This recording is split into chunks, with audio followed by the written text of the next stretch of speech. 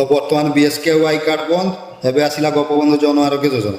तो आपण मैंने समस्ते जानते बीजेडी बा पूर्व मुख्यमंत्री नवीन पट्टनायक जिते बीएसकेवाई कार्ड विजु स्वास्थ्य कल्याण योजना लागू था किंतु एवं जो किसी दिन तले बजेट गला आमर वर्तमान सरकार मुख्यमंत्री मोहन माझी तो ये बीएसकेवाई कार्ड को बंद कले और आरंभ कले गोपबंधु जन आरोग्य योजना।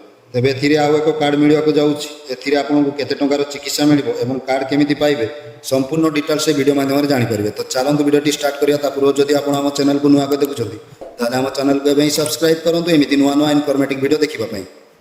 तो बर्तमान ओडिशा रे मध्य आमर केंद्र सरकार तरफ मोदी सरकार तरफ जो प्रधानमंत्री जन आरोग्य योजना रही से भी एवं ओडिशा रे लागू हम।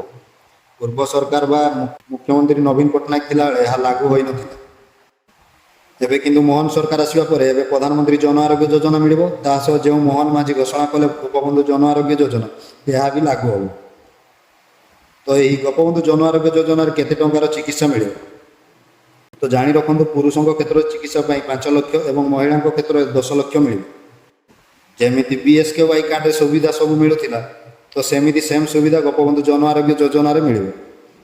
तो एबे जदि आप भावुए यही कार्ड केबेठारु मिलिबो एवं यही कार्ड केउ मानकु मिलिबो तो जानी रखु जो मान राशन कार्ड अच्छी तो राशन कार्ड द्वारा यही कार्ड बंटन आरंभ हो जहाँकि गोपबंधु जन आरोग्य योजनार कार्ड। एथिपाई कौन ऑनलाइन अप्लाई प्रोसेस आसी ना हुए तो आगामी दिन में आसीपे। तो पूर्व जो बीएसकेवाई कार्ड आसीला से जो मान राशन कार्ड थिला तांकर बीएसकेवाई कार्ड आसीला एथिपाई कौन अप्लाई प्रोसेस नथिला।